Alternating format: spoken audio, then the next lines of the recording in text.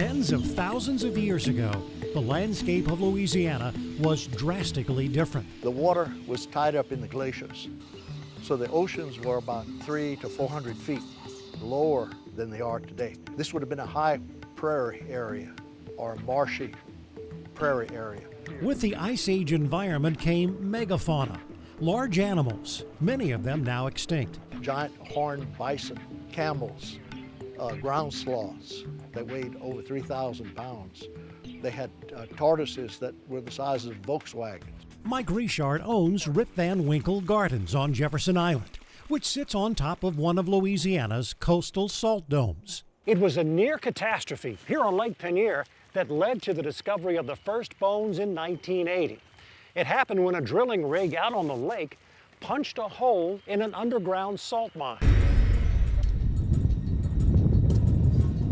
All of the water from the ground and from the lake started running down into this borehole and quickly enlarged it to the point where billions of gallons of water were sucked into the mine. Look at this.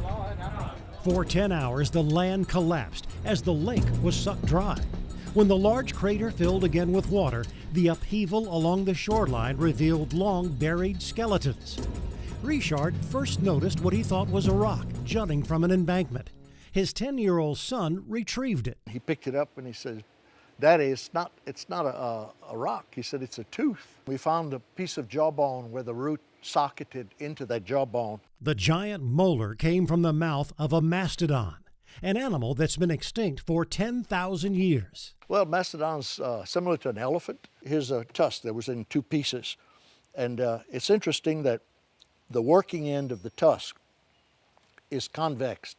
And it's obvious that they were used as a tool for uprooting plants. This is the jawbone and teeth from a tapir, a hog-like animal. These teeth come from a large, ancient species of horse.